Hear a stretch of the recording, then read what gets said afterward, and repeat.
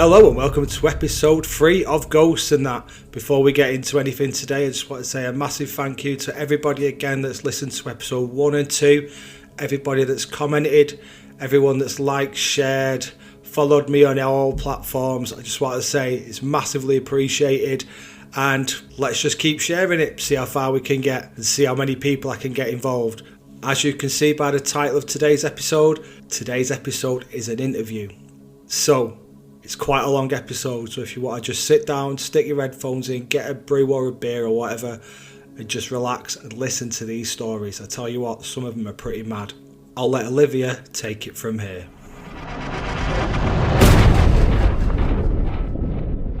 My name is Olivia. I am 37. Nearly said 27 then, definitely not. I live at home with Freddie, my little boy, and we have 2 dogs. Otis is a spaniel, and Autumn, God knows what she is, but she's smaller than a shoebox. Awesome. Yeah, that's pretty much it. I am a massage therapist. My partner Alex is at home with us part-time, part at home, part at the fire station. He's a fireman. That's it really. I'm quite a boring person. I don't think there's much about me. Just normal life, innit? It's just normal. It's just good stuff. Good stuff. Not very complicated. That's how I like to keep it. Well, sometimes, yeah. So I obviously put out a thing on. What was it on an Offerton group? I think, wasn't it? It was indeed. It was either What's on an Offerton. Yeah, it was What's on an Offerton. Yeah, it was that one. Yeah. That's hilarious. That group, I love it. It's very strange. What day do the bins go out? Does anyone know what bins it is today? I know. Yeah, well, get a grip. So I think how many people replied? I think two people replied to it. Like loads of people liked it. Shared it. A couple of people shared it, and only 2 people got in contact with me. And I can't remember who the other lady was, but I did send her a message at the same time I sent you a message. She got back to me, and then that was it. Then I got back to her. Then she never got. Well, I'll follow it up at some point. But yeah, you told me you had 1 or 2 experiences that you would like to talk about. Mm-hmm. Tell me what happened when you were 6 years old. So 6 years. This is a bit more of a psychic-y type one, if this is the one we're going from, because I told you so many, and a lot of them did start off in childhood. Yeah. So we had a cat called Max, a ginger cat, and I can't remember too much about him other than he was really loving, but I used to put him in the bathtub. I don't know why. Amazing. I didn't put him in water. I just used to dunk him in the bathtub, and he used to go mad, and it used to make me really laugh. But he was the loveliest cat going. Now one morning I woke up and Mum came up and said, come, get ready for school. And I started to cry and said, I don't want to come down. She said, why are you being silly, Olivia? Get up. And I said, no, Max has died. And she went, the cat? So I said, yeah. She went, the cat's not dead, Olivia. She said, he's downstairs as normal, being shooed off the table and probably eating your cornflakes. And I said, oh, okay. Went downstairs, had breakfast. The cat was being shooed off the table, so there was no big issue. And off I went to school. Now on the way home, Mum was very quiet and solemn. And I'm just going home thinking, oh, what have I done today? Have I been in trouble at school and they phoned her? Or, what was going on in her head? Yeah, standard stuff, Yeah, I was thinking, oh, what have I done? I was a little bit of a bugger at that age, I'm not going to lie. Anyway, we got back and she sat us all around this. I remember the table, a big wooden oak, circle round table, and we all sat there and she said, I've got something to tell you all. I'm really sorry. But Dad came home on his lunch today, and Max was under the Christmas tree dead. Now, she said it freaked her out because I said, Max is dead under the Christmas tree in the front garden. Now, this was springtime, summertime. But every house that we buy, we always plant an evergreen Christmas tree in the front garden. So every house has had one. And I just remember those words of saying, he's not, he's dead under the front tree in the garden, Mum. And she said, he's not.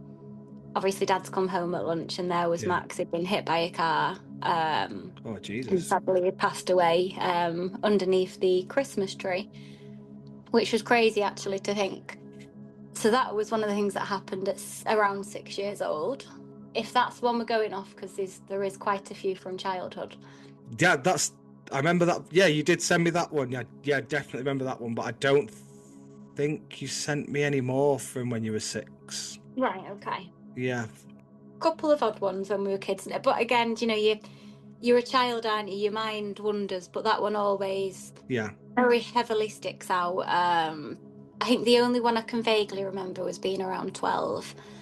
And my mum's mum sadly died of cancer, and she had a bed downstairs. Yeah. Oh, she was such a lovely lady. She was very much like me. And she sadly, we had to have the back room all sorted out with medical beds and buttons, etc. And she had almost like a care call bracelet that when she needed my granddad to come down from the bedroom, etc., she'd press this button on her wrist, and you know, somebody in the house, be it my mum, my dad, or my granddad, would go down to see her and check she was okay. Now that wrist, that was taken off her when she was taken to the hospital, and it was never. I presume my dad just binned it. I'm not too sure. But for months and months afterwards, that chime would go, which was quite freaky, really, because the nurses said they'd never known that to happen. So unless it just was pressed, like go off randomly. Yeah, and the alarm, and you have to be in range of it. Yeah. So it's not even like, you know, it's in the hospital and a nurse has shoved it in a drawer and someone's testing it. Weird, you have to be in range of the box. That was really odd. Could have been a fault, you know, but those are things that you can't really say, I know that was paranormal. But those things are probably, as I've got older, what got me interested in, I suppose, doing a bit more research on it all. But I mean, you hear about stuff like that. I've all the stuff I've listened to. You do hear about stuff like that, especially when people go and investigate old hospitals and stuff like that. And there's like a call button will go off, and it's been disconnected for X amount of years. Yeah. Do you know what I mean? It's the same. It's strange. It's like it's sort of. I'm not an expert on this, by the way. I just want to put that out there. Yeah, no. So it's like I don't know. It's like you say, it's one of them things you can't really explain. It could be a fault, but it is still a bit odd, isn't it? Yeah, absolutely. I seem to remember you telling me a story about a Ouija board. Oh yes. Was this was one of your mates, wasn't it? It was, yes. Yeah. My friend Adele, and I'll send her the link to this. We have such very busy lifestyles, Adele and I. And to be quite honest, I think even if I asked her to come over and join in on it, she'd probably wouldn't. Say, no, she'd probably say to you, I'll text a little bit over or I'll voice message. But I seem to remember you telling me that, yeah. It tore our friendship apart, to be honest. I'm not going to lie. That's a shame, isn't it? Yeah. Yeah, honestly, Andrew, we were the closest of friends. We were in each other's pocket more than, you know, a couple in the honeymoon phase. And it did frighten the absolute EBGBs out of us. Freddie's dad and I and his friend Jack were going through that student stage of really poor, you know, probably didn't even have a TV license. And we watched, I remember downloading something, a horror film about a Ouija board, and a couple of drinks one night, and he said, why don't we do a Ouija board? So I snubbed it off and said, oh, don't be daft. We're in student accommodation. There's no ghosts in here. Anyway, his friend Jack was quite spiritual, and he said, you don't have to have ghosts in a setting to be able to contact the dead. So I'm going, okay then. So we jumped onto Google and had a quick look at how to make a Ouija board, and we lived in at the time some student accommodation in Moss Side next to a big Asda, so we ran over the road. Oh, I know what you mean. Yeah. Oh, they're brilliant. Love that apartment. I was so young. So we ran over the road, 24-hour Asda, probably got some cheeseburgers at the same time because there was a McDonald's in there, so that's how we know it was the Asda. And we went and grabbed, I don't think it was a shot glass, but a glass of some sort. Got some card, came home, some salt, and made up this Ouija board. And Jack, I and Damien all sat there, and nothing happened. So we did it again a couple of hours later. Nothing. Now I was on the fence about it. Damien was completely, no, none of this is true. It's all, made up for films. And Jack was very much, I know this is real, I've done it before. But this glass just did not move. So that intrigued me more because I think in my head I thought, well, if Jack is very, 120% these are real and it's happened before, if he wanted to almost, make this as believable as possible, he'd be pushing that glass, without us knowing. And nothing happened. So Jack said to me, well, we've all had a drink. Actually, I hadn't. He said, we've all had a drink over in the lift. And they do say that being under the influence of alcohol can block spirits from coming in. I have heard that as well, yeah. Yeah, so we just said, oh, let's give up for the night. So we did, and we shoved it all in a cupboard somewhere. I went to work that day and I texted Adele saying, oh, we tried to do a Ouija board. Anyway, it didn't work. So I said to Adele, why don't you come over and we'll watch this film anyway? It's very me and you. So she came over and we watched a film, and I could see her kind of her fingers going whilst we're watching it, as if she was in deep thought. And we turned the film off and she said, shall we do it? So I said, no. Famous last words. Yeah. No, it's not going to work, mate. I said, you must need a proper Ouija board. I said, you didn't see them writing cards. I said, they had an actual board. And she went, well, a bit of shits and giggles. Let's have a go. Right, okay. She was... I wouldn't say Adele was against Ouija boards. I didn't believe in them. But she's very, very... I'm a bit more... I'll go and rock climb with no safety gear. Yeah. I'll run into a burning house whilst I'm, I've got no fear. Whereas Adele is very careful, very health conscious, etc., etc. So I was surprised really that she wanted to jump in so hard and quickly. So we set it up, and she said, I've seen that you have to do a chant, and you have to almost like speak to the devil, I think she said. Or calling Lucifer. I cringe actually at how it sounds very like proper teenage stuff. I seem to remember doing something like that myself.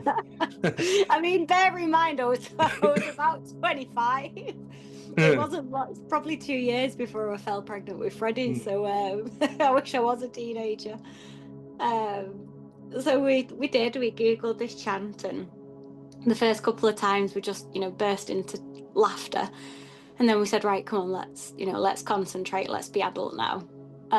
So we did. And we put our hands on the glass. And we're kind of looking at each other like, you speak. No, you speak. Someone do it. So we said, slightly hello. Awkward, isn't it? Yeah. Yeah, you feel a bit silly. Is there any spirits here that want to talk to us? Nothing happened. So Adele then put her hand on. Nothing happened. So I said, maybe we just need to put both hands on Adele. So we both put our hands on there. I'd say it took about 4 or 5 times until it started to very, very slowly move. Now it gives me shivers now thinking about it. I've done plenty of Ouija boards since. Not Ouija boards, I've done seances, so just yes and no. And I've done it with a friend of mine, Vic. Now, Vic used to wind me up by slowly pushing the glass herself, and straight away, you can tell somebody else is pushing it. Yeah, you can totally tell, can't you? Yeah. Yeah, and I remember now, even though I'd never done one other than with Damien and his friend, the glass didn't move. So prior to that, I'd never felt a glass move until it was with Adele. It's a strange feeling. Anyway, this glass started to move, and she looked at me. She went, are you doing that? I said, no, are you doing that? No. Right, okay. So we say hello, and it comes back, hello. So the first thing Adele said is, do you want to hurt us? And it spanned to no straight away. Straight in there, yeah. Do you want to hurt us? Just to get that out of the way. You going to bring us any harm? No. Well, you could stay then, you're all right. Yeah, you're nice. So we asked her a couple of questions. How old are you? Some questions made sense, some didn't. I think when we said, how old are you, it went to yes. Again, Adele said, do you bring us any bad luck? No. So we were quite happy at this, but we were still very, are you doing this? So we continued pushing it, and then Adele said, right, for the sake of, this feeling like we're wasting time or not, I'm gonna get you to tell me something about Olivia that I don't know. If you're real and ghosts are real, you must know something about Olivia that she's never told me. And bear in mind, I am her best friend, and I know this girl inside out from primary school. Yeah. So it moved to yes. I asked the Ouija board, I said, right, okay, I want you to tell Adele something that she doesn't know about me. Now, to be quite honest, like I said, there's not much Adele doesn't know about me. But the one thing that I had kept from Adele, I didn't think that anybody knew, to be fair, other than my auntie. I'd very sadly fallen pregnant and lost a baby. And as much as Adele was my bestest friend in the world, I would never have wanted to have put that on her. I was already extremely scared to tell her I was pregnant, and, you know, friendship kind of green-eyed jealousy that she would never want to feel. But I knew it'd be there. So the fact that the pregnancy didn't complete, but then on top of that, I didn't want to go with my hurt and sadness when she couldn't at all. She didn't know. Now, when we asked the board this question, it spelt out a very specific wording, which I won't say, but it spelt out basically that I'd had a pregnancy that Adele was unaware of. Now, Adele didn't know this. There is no way she could have known. The only person who knew was my auntie, and that was because she's down with one of my next of kins, and it was a very urgent rush to the hospital.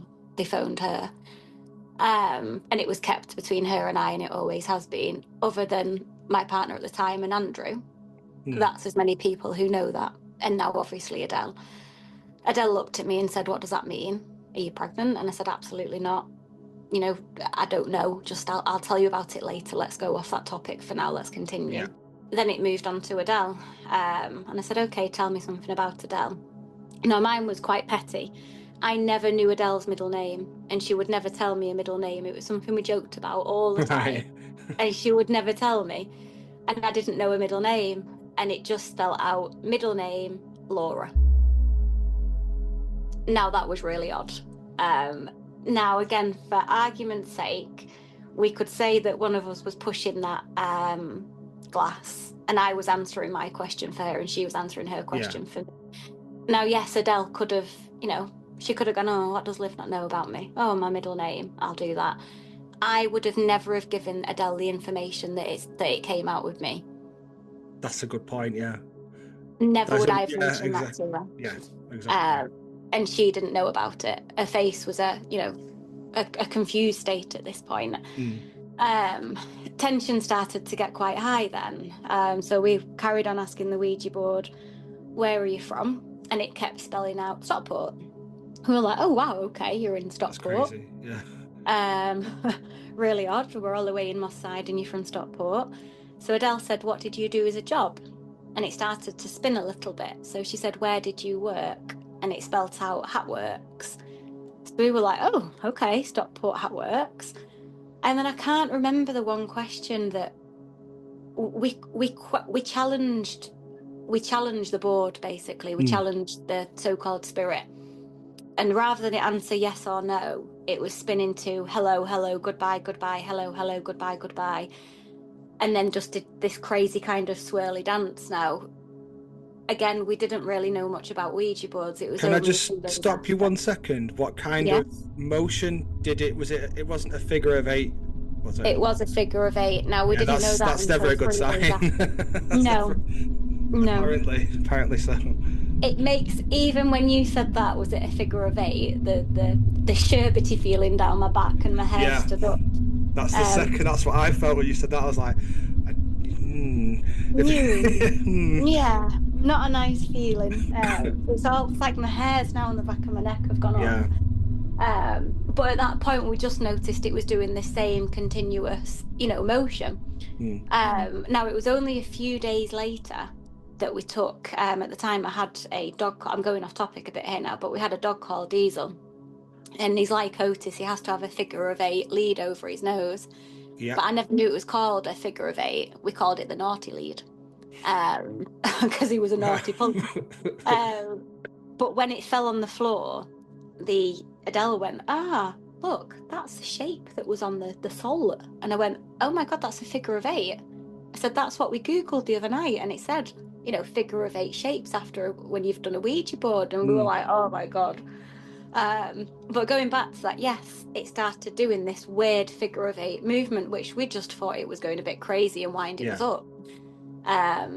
So we started saying, hello, it was going hello, hello, goodbye, goodbye, and then started spinning this crazy figure of 8. And it was getting quite aggressive, to be honest, aggressive movement. So we both took our hand off the glass and it stopped moving straight away.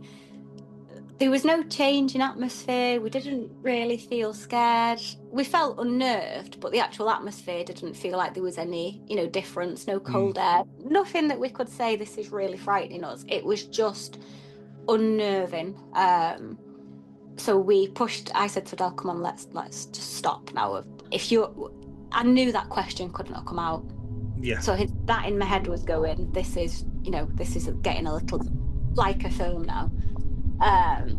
So we said, right, we're going to go now, goodbye. And it kept pushing to no.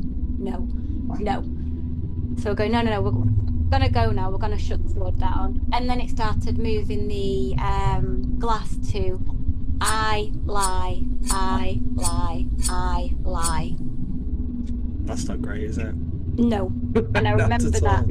Not in the slightest. So we're going, who lies? Liv lies? No. Adele lies? No. Are you lying? Yes. And then it went to, I watch you, I watch you.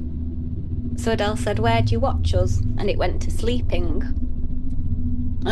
So Adele said, well, who do you watch sleep? Me or Liv? So it spelt out Liv. So I said, right, okay. Now Adele was there that night. She wasn't there the night before. And as much as she was in my pocket, I didn't tell her what dog I went to bed with that night. Yeah. And we had 3 dogs in total. We had Titch, Diesel and Grace. And each night I'd take one of them to bed and the 2 would stay in the living room. Yeah. So I said, okay, if you watched me last night in bed, who did I go to bed with? And it spelled out Diesel. Oh. Goosebumps. So at that point we were like, so I said, right, enough is enough. We put the glass in a jiffy type bag, a sandwich bag. We took it downstairs with the cards. We chucked them in the bin. We stamped on the glass. It didn't really shatter, but it was quite a thick glass.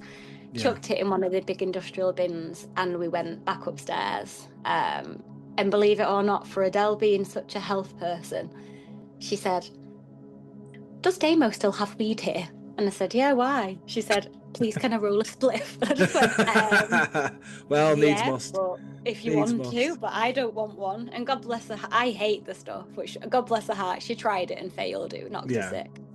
And we just lay up. We could not sleep, Andrew. We were absolutely petrified. We got into bed at about 6 a.m. We had to wait for the light to come back to the, the room properly. And I'd say a good week. I was studying, so I was fine to just lie in bed and do nothing. Adele took a week off work because she wouldn't go back home on her own. Wow. And one morning she'd gone out to take the dogs for a walk, and I was cleaning, and I was carrying some. It was a big, beautiful apartment with a really long hallway, and I was carrying some bin bags through the hallway. And I honestly can't tell you if it was just my eyes saw something funny in the corner. But as I walked past a bedroom, and we always had the doors open because the dog would just pop a handle and open it anyway. And as I was dragging this bin bag through the hallway, I saw something stood at the bedroom, looking out the window, and it looked like a lady in a black dress. Jeez. When I actually looked, there was nothing there. But in the corner of my eye, corner of your eye, sort of thing. Yeah. And that was that, actually. After that, well, we never did it again. I know my dad's had quite a few strange ones when he was younger. So I was going to talk to you about that, actually, because I remember you telling me something about an iron crucifix. Yes, on Dad's wall. Yeah. Dad was from a big Catholic family. 4 sisters, 4 brothers plus him. Very strict Catholic mum and dad. And it was an evening where they were, a lower class family over from Ireland. Bedding was sparse when you had 9 children nearly and a husband and your mum and dad living there. And 4 of them shared a bed. And they only had 1 duvet between 4. So my granddad would take up big overcoats for them, big duffel overcoats for them to have each to keep them warm in winter.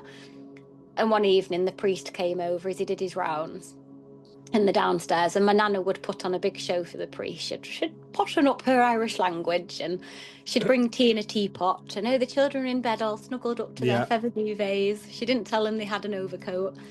And Michael and my dad started arguing and falling out. And Michael tore the arm off the overcoat. So my dad come down and he's, Mum, she goes, what? The priest is here. Father McGuinness is here. Go away. Well, Michael's ripped the arm off the fecking overcoat when we were going to sleep. Oh, my nana was absolutely fuming. Sent them upstairs and separated them into the loft bedroom and some into the smaller bedroom. And they just couldn't sleep for arguing. And I'd say it was probably about 11, 12 o'clock at night. Nana and Grandad had gone to bed. Father had gone home. And Michael and my dad decided to do a Ouija board. And they sat upstairs doing this Ouija board and nothing happened. The glass didn't even so much as move. But then they heard this almighty crash downstairs. And my Grandad shot out of bed. Nana shot out of bed. Dad shot out of bed. If I can remember this story rightly, I'm sure it was my Grandad and my dad got downstairs, and this big iron crucifix, and it was a big crucifix, it wasn't little, that was bolted into the wall, had come out of the wall and was slap bang on the floor. That frightened the life out of my dad. Because something that heavy would be fixed to the wall, wouldn't it? Mm-hmm. And they were old houses, it wasn't a new build house that was a plasterboard wall. It's like solid brick wall, like this thing is stuck to the wall and it's not going anywhere, sort of thing. You would have noticed cracks in the wall. So that was quite frightening. And then I think it was a couple of years later, my Grandad put the crucifix on a chimney breast in one of the bedrooms. And Dad had come off his paper round and went back to bed in the morning. And I don't think anyone stayed in this room. I think it was a bit more of a guest room because a few of the older siblings had grown up and, moved out. So the house was a bit more sparse. And I can't remember the story behind it, but he woke up and he said the bed was vibrating. And he shouted to my Grandad, Grandad, we've got a fecking earthquake. And my Grandad come running up Great and accent. he's like, there's Good no impression. earthquake. Irish is terrible. There's no earthquake. What the hell are you going on about? He went, the bed just vibrated. It lifted off the floor. That never, there was no earthquake. So they're the stories of my dad's around the Ouija board. But the one me and Adele did, it will haunt me for probably the rest of my life, I think, because of that specific question. If someone was to ask you your darkest secret, you wouldn't tell them if it was going to cause them any pain or upset. I was going to ask you that question, actually. Have these experiences sort of like affected you in your normal life? Do you know what I mean? Are they always just in the back of your mind constantly, or is it just something? You know what I mean? Is it always there? Yeah, I'd say that pops up a lot. I think more so because Adele and I were so close, and when Adele, the week after she left, she never came back to the flat because it frightened her. Yeah.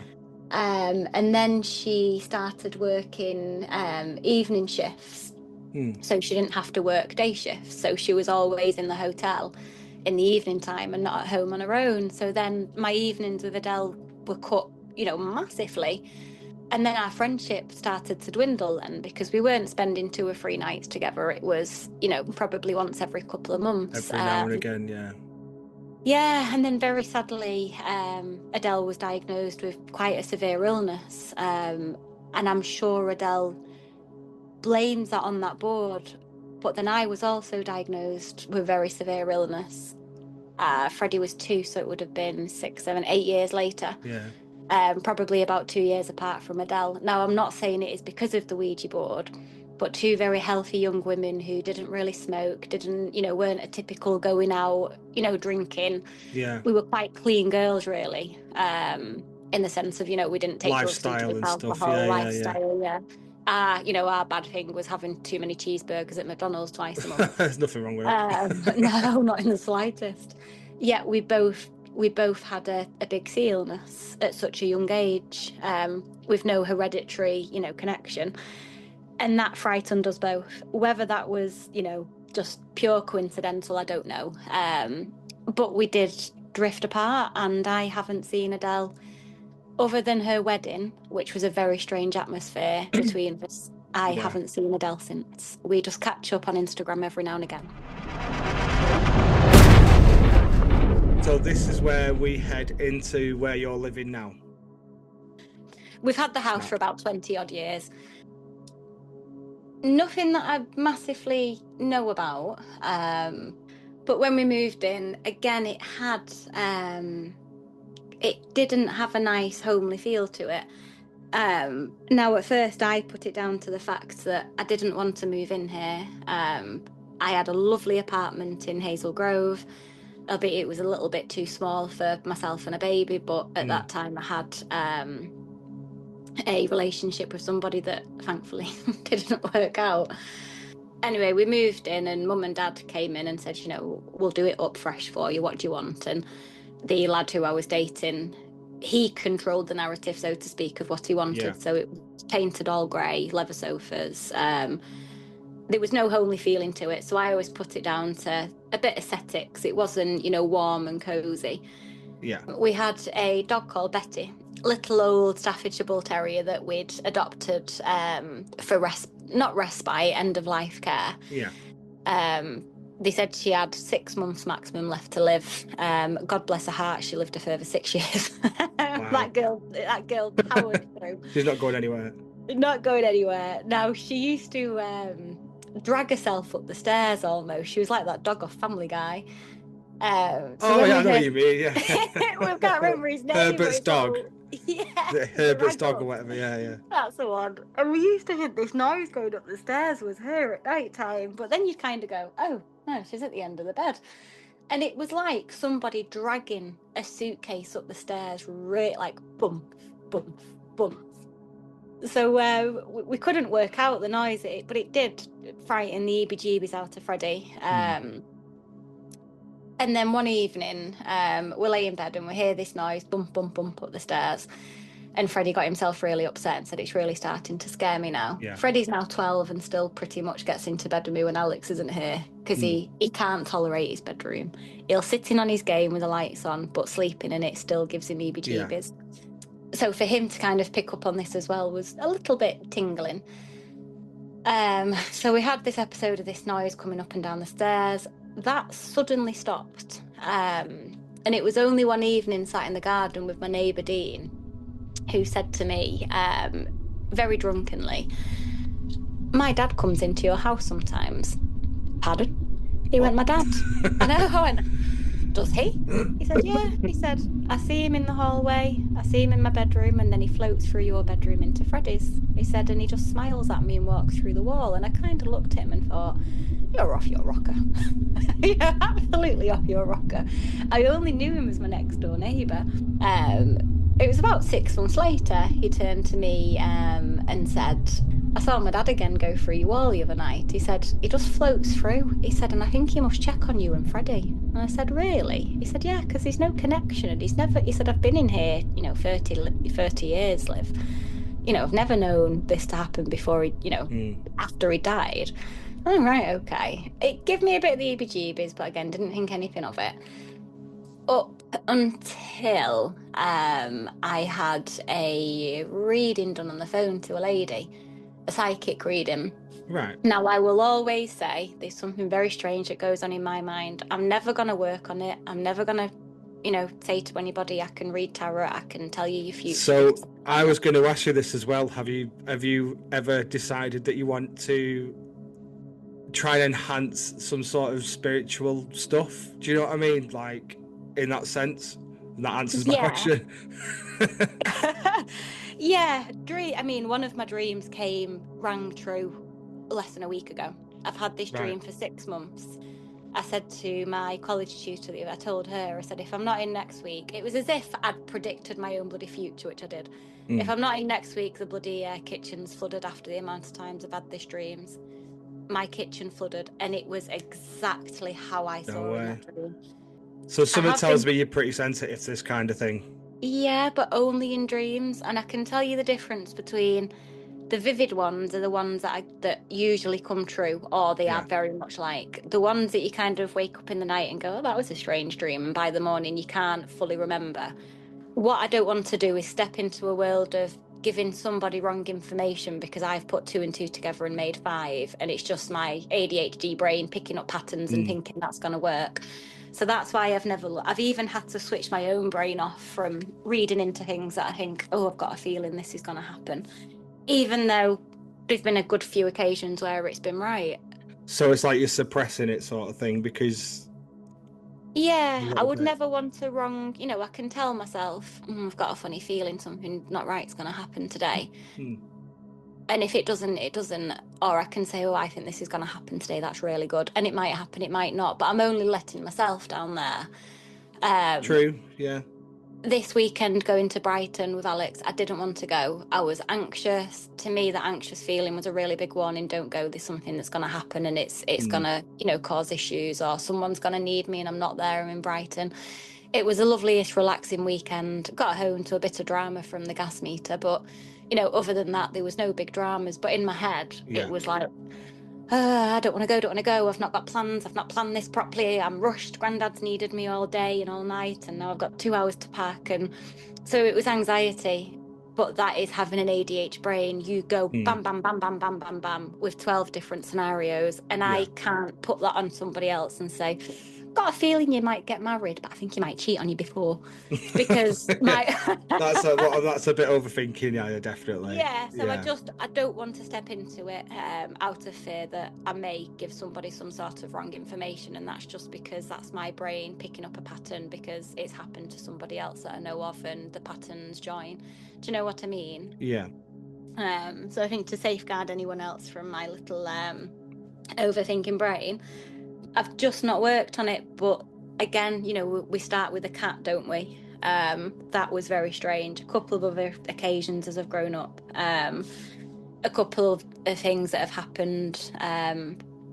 Again, it all seems to go around dreams. That's the strange one. Alex's ex-wife, I knew she was going to get an Audi Q7, a white one, before she'd even divorced Alex and got rid of her Volkswagen that she had. Bizarre. I just saw her in a dream, every time in a dream, in an orange flowy dress and this white Audi Q7. And when she pulled up outside the house, she pulled up in an orange flowy dress and an Audi Q7, and my brain just went, oh my god, you can't even make that up. Bizarre. But no, it's the chances of that, definitely.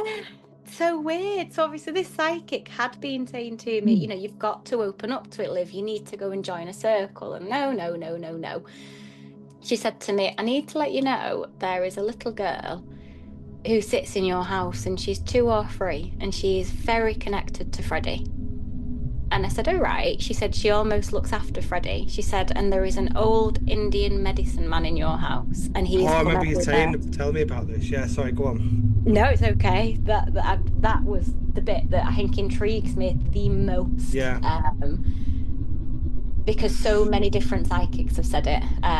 So it sounds like maybe he's like guiding you. I don't know, or like influencing my dreams. Maybe, I was literally going to say that, like influencing your dreams. Yeah, definitely.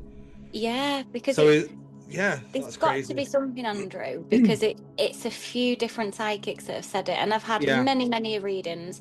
I will never go to a physical reading ever. I will always do telephone ones. Energy can carry through vibrations can carry through voice, so they can carry through the phone. And as much as people want to say no, I can tell you, I've had some phenomenal readings, and the dates, the timelines, I've got them on video record, recording off my iPad the calls. Yeah. I've asked if I can record it on my iPhone, and some of them have been bang on. Some of them have been useless. Some said to me, oh, you'll make the fire service, you'll meet somebody new in there. And I'm thinking, I don't want to meet anybody new. And, and I didn't make the fire service. I failed my bleep test at that point. So, you've got to be very careful what you take in and take out. But the ones that are very specific are the ones that I have gone back to and had nothing but good, good review. I've given good reviews. I've got great results from them. Absolutely brilliant. And the ones who I've had I mean, I can talk to you because I'm telling you my stories where I am very, very quiet on a reading. Yes, okay. I don't answer questions. I don't ask questions. So I don't give anything away because I want to know. I don't want them to listen to me. You're paying per minute. You don't want to be chatting on. Exactly, They've all picked up this ancient Indian bloody medicine man, and a few of them have picked up this little girl sat on the sofa. So have they said where this little girl has come from or why she's there? No, nobody said why she's there. They've just said she's very attached to Freddie, and she came from Freddie from... Do you know Hazel Grove? Yeah. Do you know where Asda is? Yeah. So opposite Asda was, there's 2 apartments. It's now a beauty shop, but prior to the beauty shop, Freddie was not even one when I moved in there. So 11 years ago, it used to be, 7 years ago, used to be a workwear shop, and there used to be a big dummy dressed in high-vis. I remember that. Yeah, I remember the hanging off the wall dummy? Yes, I do. So yeah, I do. Above that shop was my apartment, my very first apartment with Freddie. Right. Now the pub at the back burnt down. There was a fire in there when we lived in there. Nobody was harmed in it because it was derelict already. It was abandoned. But many, many, many, many years ago, and I'm talking, it was a grade 2 listed building. So prior to you and I being born, there was a fire in there and children did die in there, according to locals. Yeah. And a psychic said to me, this little girl attached herself to your son when he was very little in a house or an apartment that you lived in. And Dean came over to my house, the guy next door, when he walked in. This is a gentleman who said his dad walks through. He said, He said, I don't like to frighten you, but I've just walked in. There's a little girl sat right on that sofa. No. Absolutely not. Yeah, no. Not today. Not today, love. But never... Freddie's had a good few different things that have happened that have frightened the life out of him, but he's never mentioned a little girl. So we decided to invest in some dog cameras. And what we worked out is that when we left the house, Nelson would shoot straight upstairs onto my bed and just sit like a wolf and howl at the window. And Springer Spaniels are stinky dogs, so we always had the windows open. So poor neighbours were just sick to death of this wolf dog howling constantly. So we invested in some really expensive, decent at-home CCTV cameras that we could speak to and listen to. And they did work really well. We'd jump on the camera, and as soon as Nelson heard, us go, Nels, it's okay, the howling would, calm. Our voice would almost, calm him. So we were quite reliable on these cameras. With Alex working away a lot, the cameras were used more than just for, the dogs at that point. Especially with different time zones. He'd, jump on the camera at night time and, oh God, right, Liv's asleep, I won't phone her then. We put 2 cameras downstairs, one in the bedroom. I started going to bed and putting the 2 downstairs on motion record and connecting it to my phone and my Alexa. And if anything was alerted, obviously my phone would make a buzzing noise and the Alexa would speak motion detected downstairs, camera 1, camera 2. So I'd gone to bed one night, settled down into bed. Alex was on a night shift out on a job. He jumped back in the fire engine. I'm flat out asleep in bed, and I heard the Alexa go off and my phone go off. So I'm like, oh God, what's in the house now? A bloody fly at the camera again. Yeah. So I sat up, but curiosity killed the cat, didn't it? You don't specifically want to just go, oh, it's just another fly, it's just another mosquito in summer. So I clicked onto the camera, and you can either watch the playback or you can go straight onto live. So I jumped straight onto the live stream, and could see the camera, which was on the windowsill on top of a church-looking type candle. We'd never lit them because they're so dangerous. We're having dogs, but it was just balanced on top for, so it could kind of cover the whole side of the room. And as I clicked on it, I just saw this strange smoke that was doing this, basically round and round. Like a mist? Yeah, but heavy. Yeah. A heavy mist. A very, very heavy mist. It wasn't orby, it wasn't dusty, it was very, very dense. And straight away I was like, what the frig is that? But your head, when you see that on a camera, your head automatically goes, holy shit, the house is on fire. Yeah, something's not right here, yeah. Yeah, so I jumped onto the settings and turned the settings onto light mode. So I went back onto nighttime mode and you could see this kind of smoke swirling away. And then the camera was interrupted. It just knocked me off live stream. And then Alex phoned me. So I answered the phone and I went, hi. And he went, what the hell is that? So I said, I don't know. I said, how did you see it? He said, it alerted me as I got into the pump, but I had to do my paperwork. He said, and then I had to buckle in. He said, and then I've clicked onto it thinking, what the bloody hell's Liv doing awake at this time? And, you know, the dogs always stay with her in bed with the bedroom door shut. So why is she downstairs?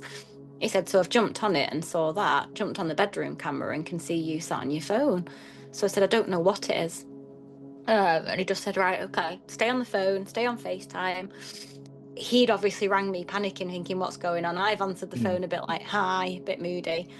And he said, right, you need to be really, you really need to listen to me now, Liv, because as far as I'm aware, I need you to go downstairs. I need you to get a wet towel or a dressing gown first. So I had a silk nightie. So I went to the bathroom. I said, Alex, I can't smell smoke. He went, I don't care what you can or can't smell. Do as I say. Go to the sink, dip it in the sink in water, then put it on. So I'm like, right, okay. At this point, he's in a fire engine full of bloody firemen. Do you know, he must have been mortified. Yeah. Put that on, please. Right, okay. So I get to the door and he says, right, I want you to go down onto the floor. I want you to smell underneath the door. I couldn't smell any smoke. Then he said, I want you to check the handle with the back of your hand. So I do, what's the heat from the handle? I said, it's freezing ice cold. Right, okay. I want you to very, very slowly open the door. At this point, we've got the camera obviously on the windowsill on the candle. We've got a camera just on the not the mantelpiece, but some built-in cupboards at the side of the chimney breast, facing towards me as well. So I've walked into the lounge. You can see this smoke on the camera, but I cannot see it with my naked eye at all. There is absolutely nothing there as far as my eyes can see. Alex says, right, I need you to remove, pull the sofa out, please, from the radiator first. Let's just make sure that the heating's not set fire to the sofa. So pulling the sofa out. No, nothing's there, don't worry. Right, switch the lights on now. Is anything there? Nope. Can you smell anything still? Absolutely not. No, nothing. Obviously, he's not on the camera at this point. The cameras are just recording me because they go into motion detection. So the light's blue on the camera because it's noticed motion, which is me. Alex is on FaceTime to me. So can he still see this on the camera while you're on camera as well? Yeah, so he's on FaceTime to me. So at this point, he's flicking between FaceTime camera, FaceTime camera, FaceTime camera. Right, yeah. He couldn't see it on a FaceTime call at all, which was really bizarre. But obviously, you don't have night light, whatever night it's vision, called. Night vision, but you could not see it on a video call at all, which was really odd. So then he says, right, I want you to walk to the cooker. So I said, right, well, the kitchen's pitch black. I don't want to walk in there. I don't know why I was so frightened. It was bloody smoke. We knew it weren't a fire, but I was absolutely petrified. And he just said, Liv, I'm on the phone. If you want to switch the FaceTime call off and take it to a normal call, that's fine. Put your torch on, whatever you want to do. But I'm on the phone. You need to go into the kitchen, please, and check the cooker's not got gas coming out. Right, okay. Before I'd even moved from where I was on the sofa, the camera picked up the smoke that was at this point hovering over the cuddle sofa. It just took off into the air like it was bloody Mary Poppins in an umbrella going up to the chimney. Really? Yeah. And then you just saw this. I want to say, Alex says, no, it's not. It was your shadow.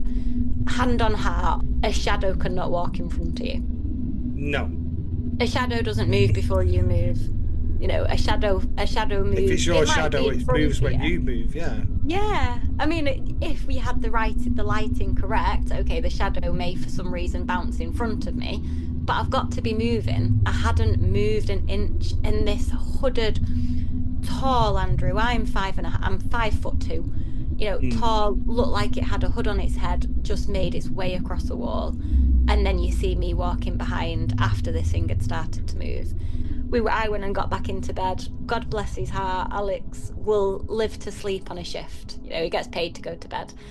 He sat up all night long and he was on camera, off camera. The strangest thing is, he could get on the bedroom camera every 2 seconds. Yeah. It would not let us connect. It would not let us turn on motion detection downstairs. We couldn't even so much as connect to the camera. It just completely cut us off until the morning time. Obviously, we had the footage, and then sadly my phone was stolen. So that footage was on my old iCloud. I very luckily sent it to quite a few people the next day. I've just got to find out and ask people if they've still got a conversation from me from, 2.5 years ago, and have you got that? I'm sure my mum will have it on the multiple phones that she's had for 10 years. But that was very, very, very strange. Really, really strange. And I can never fully explain it. We will never know what it was. It wasn't dust. We blew vape in front of the camera a couple of days later to see if we could, kind of mimic it a little bit. We lit a candle and blew a candle out, even though we knew none of those are the reasons why. I suppose, again, curiosity got the better of us. There was nothing. There was... That's crazy. You couldn't... It wasn't smoke. It wasn't, damn... I don't know what it could have been. Again, it come from that sofa where that little girl, apparently sits a lot. Yes. That's, yeah. It danced off the camera so pretty. Yeah. Honestly, it floated up as if it was just, that old cliche, if you had to be there. Very, very bizarre. Very bizarre. As far as I'm aware, touch wood, we've not had anything really happen since then. So, saying that, I want you to tell me about the man in the pub. Oh, my favourite story. Right. Yeah. Yes. Okay. I'll try not to waffle on for this one. I love this one because it's short, sharp, bang. Short and sharp, done. I will never forget his face. This one actually stayed with me. When you told me this, it actually stayed with me for a bit. I thought this was so in your weird. Head. So bizarre, because I will see his face. It will pop up in my head still now. I used to go out with some girls after work. We worked in a pub. But I didn't drink at all. I like to be in my own comfort zone, and alcohol takes you out of it, doesn't it? And I worked in a pub all day long. The last thing I wanted is to go and have a drink. A few of the other girls that were there, it was in the, not the Flying Coach, the Bull's Head in Hazel Grove. Oh, yeah. So a few of the girls afterwards said, right, why don't we go down to my friend's lock? And he's got a beautiful pub. I can't exactly, it's somewhere through Cheshire kind of way anyway. Let's go down there, we'll have a couple of drinks. He's got a bit of a lock-in, so to speak. So I was like, right, okay, yeah, whatever. Don't be the boring one, Liv, go along for once. They got in there and there's a table with loads of different wines on and all different types of wine. And I just thought, I'm not in the mood. I was tired. I worked all day. I worked in the pub in the night time. I just wasn't in the mood. And they're all chatting on and being girly. And I just went and sat at on a bar stool at the bar. And the gentleman that ran the pub come over, and he was an older gentleman. It was his son who had his friends over doing the lock-in.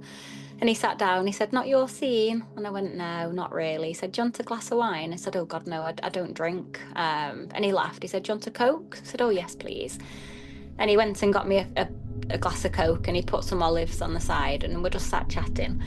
And as you do, you're talking and, you just turn your head. And something caught my eye at first. I think it was a pretty brass, like tankard sort of thing. And I went to look at it again. And as I turned my head back to the bar, a man was stood in front of me. He was very, very tall, big, dark, beautiful eyes, big fuzzy eyebrows, a moustache with a little curl on the end, very pale skin, very 19 kind of early 1800s probably even attire, I'd say. A big top hat on, and he looked at me with the most loveliest welcoming smile. His eyes smiled at me as if he just went, hi. And then he went. And And I just looked at the As in, when you say went, as in he just disappeared out of nowhere, that all walked off. How do you mean? I think I looked at him and I just went, what? And then as I blinked, he was gone. It was as if my eyes kind of looked, and I just, you know, when you smile at somebody, and then I kind of went, he's not meant to be there. What was that? Yeah. And then I blinked and he was gone. And I looked at the landlord and I said, I've just seen a man stood in front of me. And he went, go on. And I said, pardon? And he went, go on. Yeah, go on. I said, he's not there now, and he certainly wasn't there before. And if he walked in here now, I think I said something, you know, it'd be like he's a Halloween party, fancy dress. And he just took my hand and he stood me up and he said, come with me. And I was a little bit like, I'd never set foot in this pub in my life. I'd never been there. I'd walked in and sat at the bar. That's, you know, that was the first and the last time I've been in there. And he took my hand and he guided me down this little tiny pokey hallway, I presume heading to a kitchen or the toilets maybe.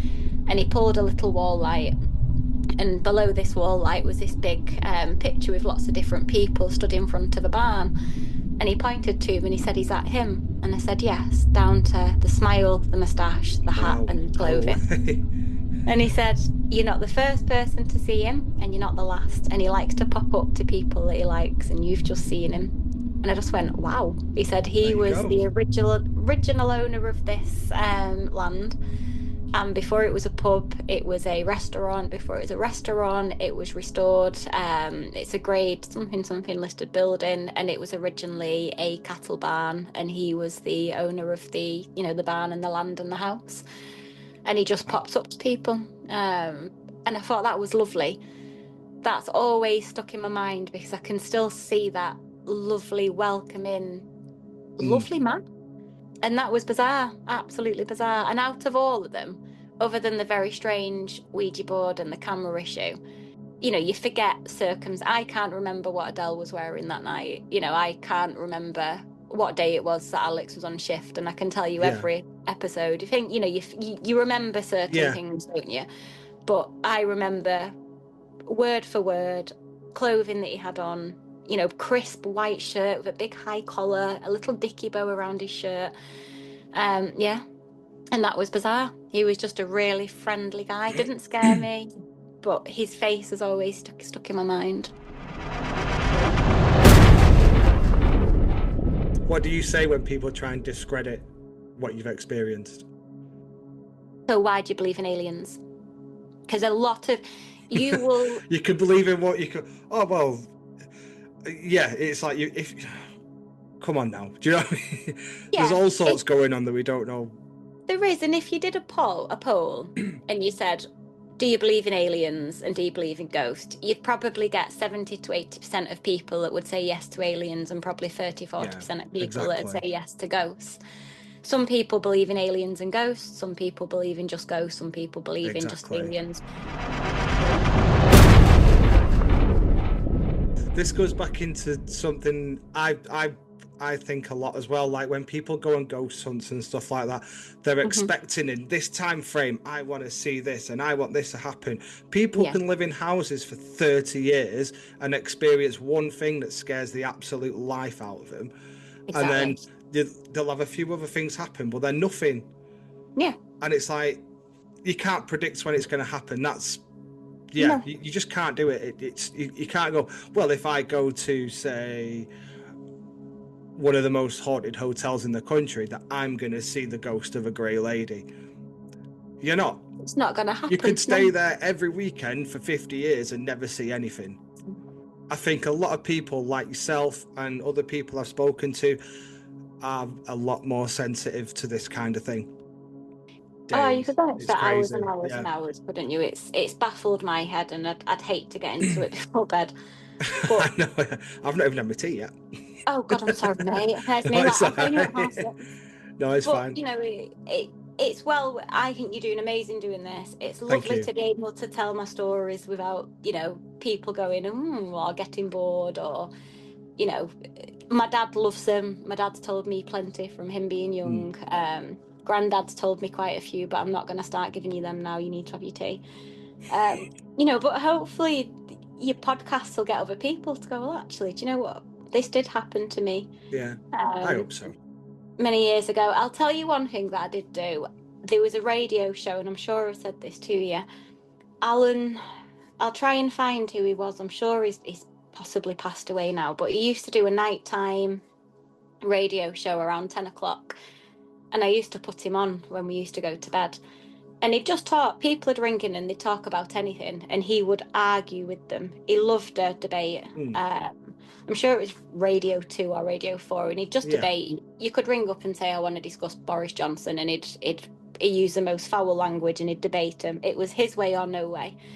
He was very black and white, very straight talking, didn't believe in anything than, normal. And I rang in and said to him, I believe in ghosts. I want to know your take on it. And he laughed and said, absolute bullshit. And I said, why is it bullshit? For what reason? And I told him the Ouija board story, and he was baffled. He couldn't argue back to it. It then had other callers ringing in saying, well, actually, when I was young, this happened. Or actually, 2 years ago, I lost my wife and this happened. It only takes, it's like a domino effect. One person says something, then everybody else just comes in and goes, well, actually, this has happened to me as well. This has happened to me. And then you can't discredit somebody else's. You can't if that many people are experiencing things. It's very hard to say, well, you're all lying.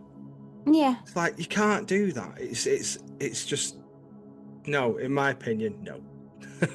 no, absolutely not. I'll end this on. Have a look online if you haven't already at the stone tape theory. Oh no, well, very interesting. Yeah, I've looked into that quite a bit. I know. Yeah. That interests me. But thank you very much. It's been really enjoyable. But yeah, I appreciate you spending the time, and I can't wait to see what other people say about it. Indeed. No, thank you very much, and I'll catch up with you soon. Yeah, cool. Thank you very much. All right, Andy. Bye. Right. Bye-bye. So there's some pretty crazy stuff in there. I want to know what you think about everything. Let me know your theories on stuff, and send me a message on all my platforms. Search Ghosts and That on Facebook, Instagram and TikTok.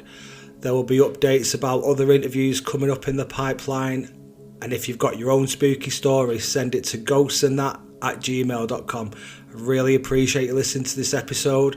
I think Olivia appreciates it too, having people listen to her stories. And like I said, let me know what you think about them, and I'll relay all of it back to Olivia and maybe get her on again at some point. Anyway, until then, keep an eye out for them ghosts and that.